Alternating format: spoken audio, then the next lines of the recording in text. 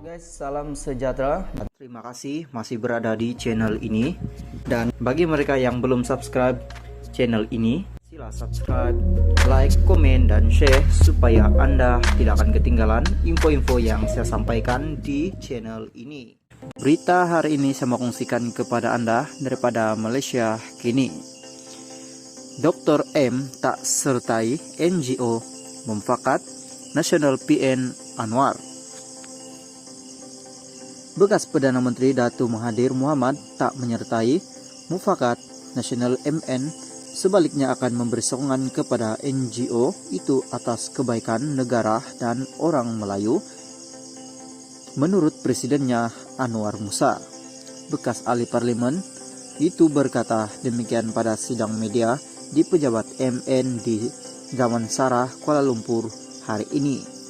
Pada saya ada Tun menyertai MN itu tidak berbangkit. Tun adalah seorang negarawan, MN hanya sebuah persatuan yang kecil. Tun adalah bapa kepada negara kita. Walaupun apa juga berlaku, tiada siapa dapat menafikan bahwa Tun adalah negarawan ulung. Walaupun dia menjadi ahli rasmi atau tidak, saya telah menyebutnya untuk menyertainya. Dibalas kata buat saja yang baik, saya sokong. Tun Dr. Mahathir turut melahirkan kebimbangan beliau tentang kedudukan orang Melayu dan berkata usaha untuk kebaikan negara dan orang Melayu dia akan sokong, kata Anwar menjawab soalan mengenai pertemuannya dengan Mahathir semalam. Dalam perkembangan berkaitan, Anwar berkata bahwa MN sudah menerima hampir 20.000 permohonan setakat semalam. Terdahulu dia juga mengumumkan senarai 30 ahli barisan pemimpin pusat MN.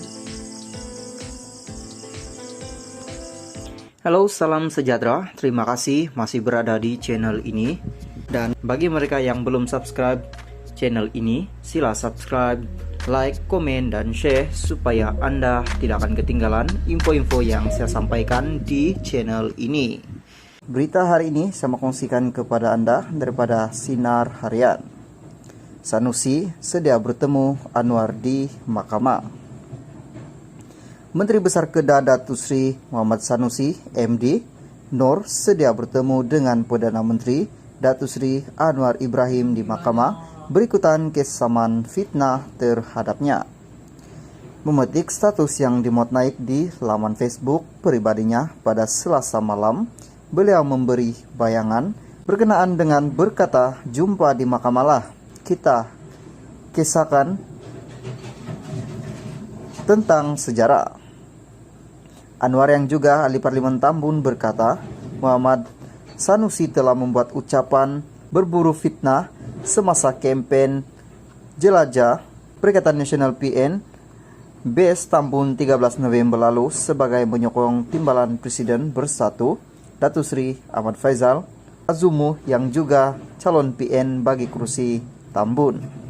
Beliau berkata, kenyataan Muhammad Sanusi yang juga pengurusi PN Kedah itu disiarkan secara langsung menerusi Facebook bawa nama Faizal Azumu. Menurut Anwar, dakwaan yang dilemparkan ahli Dewan Undangan Negeri DUN Jenari itu telah merosakkan reputasinya sebagai Presiden PKR, pengurusi PH, ahli Parlimen Tambun dan kini sebagai Perdana Menteri ke-10 serta Menteri Keuangan. Muhammad Sanusi didakwa memutarbelitkan kebenaran dan menyebarkan kepalsuan yang pengampunan diraja yang diberikan kepada Anwar secara sah pada tahun 2018. Dakwaannya lagi, ceramah itu antaranya membawa maksud beliau telah menyalahgunakan kuasa dan kedudukannya selain melabelkan beliau sebagai seorang pembohong. Halo, salam sejahtera. Terima kasih masih berada di channel ini. Dan bagi mereka yang belum subscribe channel ini, sila subscribe, like, komen, dan share supaya Anda tidak akan ketinggalan info-info yang saya sampaikan di channel ini. berita hari ini saya mau kongsikan kepada Anda daripada berita harian. Agong tolak gaji sejak COVID-19 melanda. Putrajaya yang di Pertuan Agung Al-Sultan Abdullah Ria Atudin Al-Mustafa Bilasyah terlebih dahulu tidak mengambil gaji, yaitu sejak COVID-19 melanda negara. Perdana Menteri Datuk Seri Anwar Ibrahim berkata, ini kerana Sri Paduka cakena dengan keadaan ekonomi yang menekan kehidupan rakyat. Saya nak memaklumkan bahawa Tengku Agong telah menolak gaji sejak COVID-19 lebih awal daripada saya. Baginda tidak menerima sebarang gaji oleh kerajaan sejak COVID-19.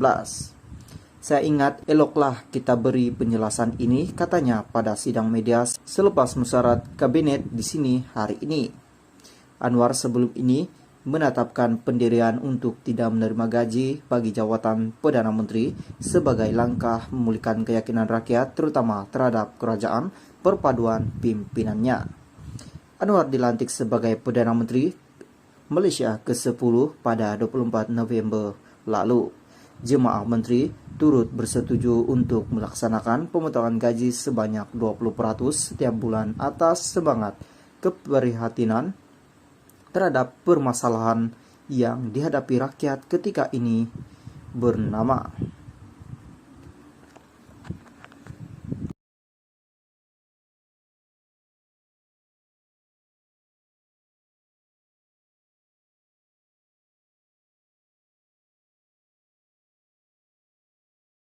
Halo guys, salam sejahtera dan terima kasih juga masih berada di channel ini untuk menantikan info-info selanjutnya. Dan bagi mereka yang baru di channel ini, sila subscribe dan like dan komen supaya Anda tidak akan ketinggalan info-info yang saya sampaikan di channel ini. Berita hari ini saya mau kongsikan kepada Anda daripada berita Sinar Harian. PPRS sedia 73 calon bebas tanding PRN Sabah. Kota Kinabalu Pertumbuhan Prihatin Rakyat Sabah PPRS bersedia dengan 73 calon Dewan Undangan Negeri DUN yang akan bertanding bebas menjelang pilihan raya negeri PRN akan datang. Presidennya Datu Muhammad Fadil berkata, badan bukan kerajaan NGO itu telah meneliti segala masalah yang dihadapi rakyat ke semua kawasan DUN Sabah termasuk di pendalaman. Keadaan itu memanggil NGO PPRS membentuk jawatan kuasa serta menampilkan calon yang akan bertanding di setiap DUN mewakili calon bebas di mana kami telah membentuk gabungan 1,252 NGO bersama kami. Katanya kepada